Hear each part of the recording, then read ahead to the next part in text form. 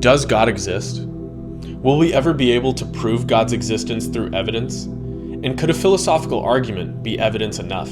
These questions and others like them have plagued philosophers and thinkers alike for centuries. Ultimately, the question of whether or not God exists is what led me to my interest in philosophy in the first place. So today, I'm going to be laying out 10 arguments for the existence of God, some of which are philosophical staples that you may have heard before, and some of which you may have never come across or never even considered. I'm going to start off with the big 3 arguments that sort of lay the groundwork for the rest of the arguments, but stick around for number 10, which is increasingly becoming my favorite argument for God's existence. Now, before we begin, let's get very clear on a few things. For one, when I use the term God, I'm referring to God in the most general sense possible. God takes on many different forms and names and attributes throughout different religions and different philosophical arguments. So for the sake of brevity, going forward, our definition of God in this video is going to be the all-knowing and all-powerful source of all creation who exists eternally. If that's a little bit too wordy for you, you can take Merriam-Webster's dictionary definition, which is the ultimate or supreme reality. Throughout these arguments, we will encounter a number of different definitions, but all of them generally agree on these attributes, namely omniscience, omnipotence, and eternal existence. Secondly, I'm not trying to convince you that God exists with these arguments. I'm merely laying them out so that you can see what philosophy is like in this context,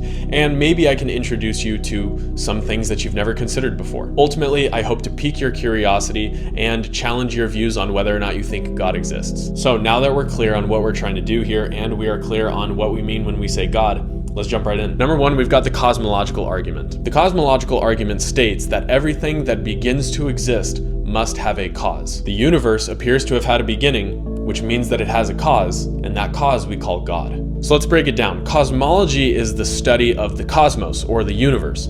And in studying the universe, it appears as though it came from a single beginning, right? A singularity. This is where the Big Bang comes from. And the universe, as it is ever expanding, appears to be growing and coming to an eventual end. And while it is possible that the universe exists cyclically, this argument presupposes that the universe still cannot create itself, nor can it exist infinitely into the past. In ancient times, this was more of an observation, but today it's scientific. We can see that the universe came from a single beginning and is heading towards a single end. Whether or not it exists cyclically or is able to continue this cycle, it must have had something that set it all in motion. Aristotle was one of the first proponents of this theory. He discusses the unmoved mover, which is essentially the primary entity that set all motion into the universe, including the motion of the universe itself. Thomas Aquinas furthers this argument in his Summa Theologica. He discusses his first cause argument, which essentially states that for every effect there must be a cause. And ultimately, you follow the chain of events, all of the causes sequentially to the beginning, you will reach an ultimate or first cause, which he calls God. You can kind of think of it as like a row of dominoes falling over because each successive domino is knocking over the one in front of it. God is like the beginning, not the first domino, but the finger that pushes the first domino over. For me, this is one of my favorite arguments. I believe that something must exist eternally beyond the universe, and therefore I believe in a God. Number 2, the teleological argument, also known as the design argument. The order, complexity, and purpose of the universe suggests an intelligent designer who we call God. Teleology is a philosophical doctrine that defines things by their ends or by their purpose. So a knife is defined by its purpose, which is to cut things. The lungs are defined by their purpose, which are to breathe. And God is defined by his purpose, which is to exist? No, I'm just kidding. It's actually to create. In this argument, we are claiming that God's true purpose is to create and design intelligently and purposefully. And this is due to the universe's intelligent and seemingly purposeful design. Human bodies are machines that are complex beyond our understanding. Nature abides by these laws of physics and produces the perfect environment and chemical reactions necessary to sustain life. Everything just seems to function so purposefully and intelligently that an intelligent God must have created the universe to function in such a way. William Paley is famous for his watchmaker analogy. He says, if you're walking along in nature and you stumble upon a watch, you immediately know that a watchmaker is behind that design because it's too intricate, it's too finely tuned, it's too perfect, right?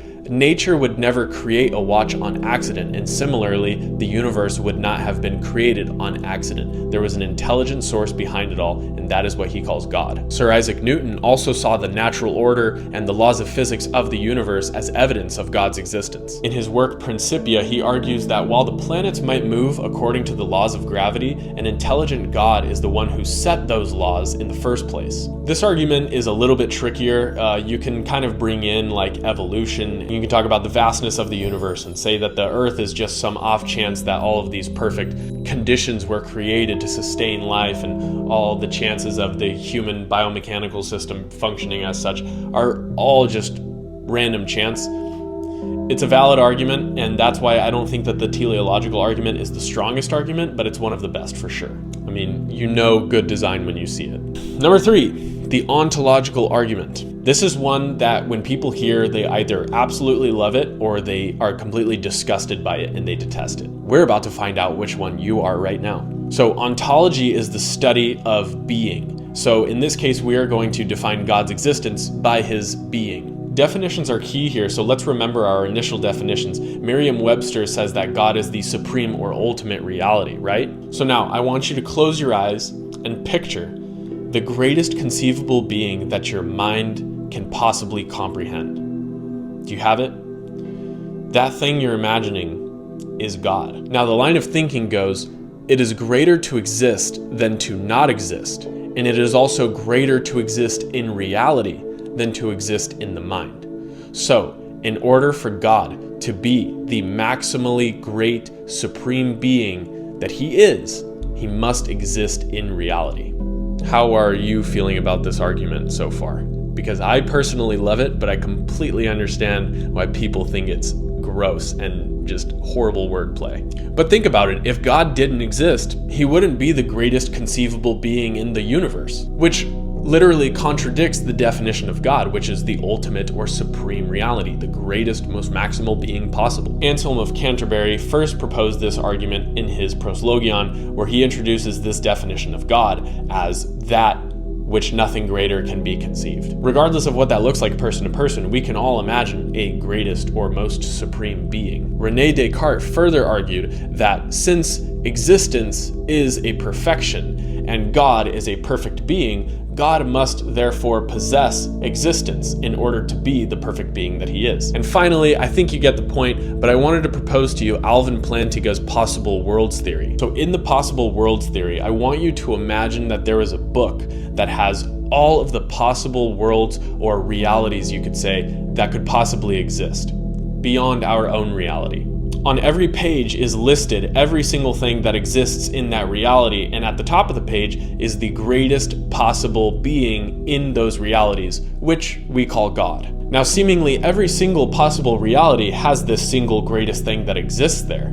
So since God exists in all possible realities, he must exist also in our own real reality. I personally really love this argument. I think it's a lot of fun. If you hate it, I completely understand, but I think this is what philosophy is all about. Number 4, we have the moral argument. The existence of objective moral values and duties points to a moral lawgiver, which we call God. If moral values and duties exist independently of human opinion, they must come from a transcendent source, a source of morality that grounds us in what we regard as moral. Without God, morality would be subjective and relative to the individual. Now, clearly this argument only works if we can all agree on what objective morality is, and there are plenty of arguments for the subjectivity or relativity of morality. And this is an entire rabbit hole that we can go down in the future, but for the time being, it's safe to say that there is some form of objective morality that exists in at least most societies, so we can venture to guess that objective morality exists in some form. Maybe you agree that murder is wrong, and maybe you agree that sexual assault is a bad thing. In that case, we can kind of agree that there's some sort of objective morality, but if not, the argument's not for you.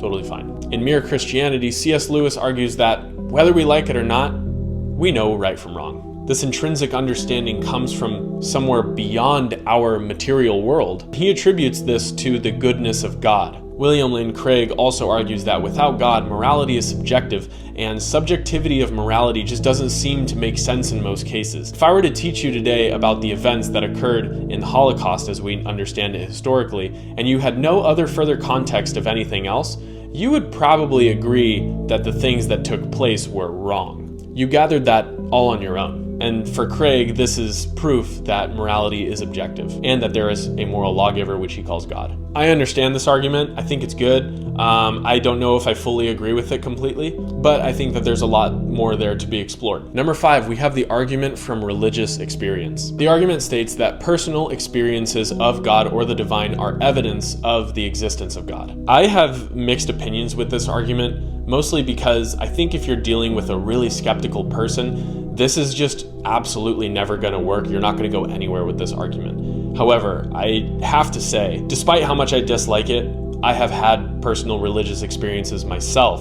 I have encountered God on multiple occasions, and for me, it's just such a part of my reality that I can't really ignore it. I unfortunately can't say that my belief in God is entirely logical given the arguments, because I have felt like I've had a religious experience before, so I can't discount that. Religious experiences are widespread and deeply transformative events that people have encountered throughout human history. We have always believed in the divine in some shape or form. And I think that you could argue that the thing that keeps us tethered to this belief in the divine and this transcendent realm, when there's no real good empirical evidence for it, is the fact that across cultures and across time, we continue to have these personal, very real experiences. And while they could be explained by mere psychological phenomena, their consistency across cultures and across history suggests there may be a consistent transcendent source from which they all stem. In the varieties of religious experiences, William James explored how transformative religious experiences across different religions and different cultures show very similar outcomes in which they give the person a greater sense of meaning in their life and a greater sense of purpose. Richard Swinburne also points to the principle of credulity, which states that if a person experiences something, it is rational to believe in it unless proven otherwise. So for me, for example, I've had a couple pretty significant encounters in which I saw God or the divine in some way, shape, or form. And for me, there's a couple different ways that I could possibly discount it, but none of those arguments would be good enough to stand up to the richness of the experience that I had. So I'm back and forth on it. Number 6, we have the argument from contingency. Contingent literally means dependent on. So a contingent being is simply a being that depends on another being for its existence. Everything contingent or dependent on something else must ultimately depend on a necessary being, which we call God. Obviously, this one is very similar to the earlier cosmological argument, stating that there must be a first cause for everything. Think about it this way. You are a contingent being because you are contingent upon the existence of your parents, and your parents are contingent upon the existence of their parents, so on and so forth. In the same way that a tree is contingent upon the parent tree that seeded it. A chair is contingent upon not only the wood from the tree, but the chair builder. If you trace all of these causes to the origins of the universe, you get that first contingent being, which is the universe, and the necessary being that created the first contingent being requires no explanation for their own existence. God is an independent, necessary being. Leibniz was one of the first proponents of this argument. He claims that through the principle of sufficient reason, everything must have an explanation, ultimately leading to a necessary being of which there is no explanation. You're going to hit that wall at some point. We're going to call it God. And similarly, Thomas Aquinas, in his first cause argument, argues that all contingent beings require a necessary being, which is the first or ultimate cause, which he calls God. I like this argument. I think it works really well. Number 7, we have the argument from fine-tuning. The physical constants of the universe are finely tuned to allow for life to exist. Yes, this one also sounds like the teleological or design argument from earlier, but it has a bit of a deeper degree of clarity. The teleological argument is focused on design, and the fine-tuning argument is focused on the precision of the design. The finely tuned constraints of the universe suggest not only an intelligent designer, which we call God, but an intelligent designer that is hell-bent on creating the most optimal and perfect conditions to sustain life in the universe. The alternative is that it's all random chance. And for that, let's quickly understand Occam's razor. Occam's razor is a sort of philosophical tool that we use to decide which of the two options is better. It claims that the simplest answer, or the answer with the least amount of steps, is usually right. So, to have to calculate the odds of The laws of physics being such that they happen to allow for the existence of human life with such perfect degrees of calibration, and for all of the molecules and the bits of matter that make up the universe to have arranged themselves in such a fashion is astronomically low. I wouldn't even know where to begin to guess where all of the molecules of matter came from, let alone how to explain why they follow such strict laws. So the simplest explanation in this case is that there is an intelligent God who created the universe to function in such a way. God is like a computer builder who wrote a program and a code. He built the computer, wrote the code, and just set it to go. At number 8, we have the argument from consciousness.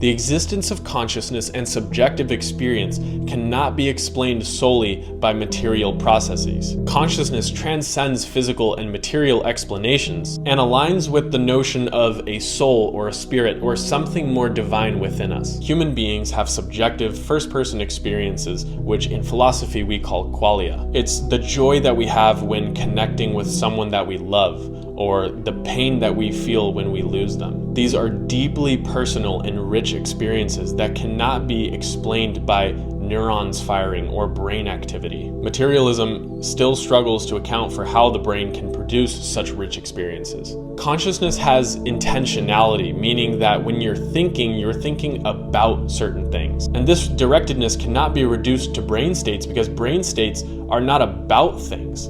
They're just physical occurrences. They're like ones and zeros. They're like a computer. They're just mechanical firings in specific areas of the brain. But humans are so much more complex. We use abstract reasoning. We think about our consciousness. We are aware of the fact that it doesn't even make sense. We literally have the ability to send robots into outer space and perform microscopic brain surgery. But all science and all technology cannot explain why we find a painting beautiful, or why we question whether or not we have free will, or why we even question our existence to begin with. Simply put, consciousness seems to be something that transcends all of our understandings of material reality and therefore is indicative of something transcendent or greater than us that is also conscious, which we call a conscious God. At number 9, I want to quickly reference Pascal's wager. Pascal's wager is not really a formal argument. It's more of a thought experiment. This argument is also more Christianity-centric because it has this notion of heaven and hell, but he essentially argues that it's rational to believe in God because the benefits outweigh the consequences. Simply put, if you believe in God and he exists, you have just hit the lottery and you have earned eternal reward. You will exist in paradise forever now. And if he doesn't exist, you didn't really lose anything. You're still at net zero. Maybe you lost a handful of Sundays at church, but that's not really so bad in the grand scheme. On the other hand though, if you don't believe in God and he doesn't exist, you're still at net zero. You didn't lose anything. But if you don't believe in God and he does exist, you've just made the worst mistake of your life and you have condemned yourself to eternal suffering. Now, this argument doesn't really explain whether or not God exists, and it kind of rides on the notion that you even believe in heaven or hell to begin with, which many people don't. So this one gets an asterisk next to it. It's not really an argument, but nonetheless, it's too famous of a philosophical inquiry for me to not include. And finally, number 10, what is quickly becoming my favorite argument is the argument from beauty. The existence of beauty, which has no apparent evolutionary advantage, points to a transcendent source, which we call God. A God who is not only concerned with the creation and mere survival of its creation, but of flourishing, of artistry and objectivity. Beauty in art, nature, and human experience suggests a source of creation that embodies all of these things, beyond mere survival mechanisms. It reflects a divine artist. For this argument, I like to think about how beauty exists very much objectively to a large degree. We have agreed upon things that are beautiful throughout history, and as I mentioned earlier, there's no scientific reason for why we perceive things as beautiful or not. Like consciousness, it transcends material reality. Beauty is not only found in faces or in paintings, beauty is found in words, beauty is found in poems, in music, it's found in sensations. Beauty exists before us. Beauty and divinity also seem to go hand in hand. Plato believed that the good and the beautiful were inextricably linked. He believed in the world of forms in which the perfect most beautiful form of everything exists transcendently, including the form of beauty itself. And though he doesn't mention a transcendent being like God, we can kind of deduce that if one exists, the other can also. We never imagine the gods or God as being ugly. Evil is always associated with ugliness in art, music, media, storytelling. And again, it's innate in us. Nobody needs to teach you these things. You know ugliness is bad, beauty is good. And that's why philosophers and writers are quick to associate beauty and divinity. They are inseparable, and therefore there must be a transcendent source which embodies the form of beauty, which we draw connections from to the material reality that we exist in. This source of beauty we call God. Hans Urs von Balthasar believes that beauty is a way that we can communicate with God. He believes that beauty serves as a medium when we create these gorgeous statues and these paintings and these works of art and these beautiful compositions of music, beautiful poems, architecture, anything relating to God and the divine realm that we can express materially. And like many great thinkers, he believes that this rejection of beauty in modern society and culture has indirectly but purposefully driven us away from God. You simply have a harder time finding God and believing in the divine if you are surrounded by ugliness. But immersing ourselves in beauty can help us reconnect with the divine.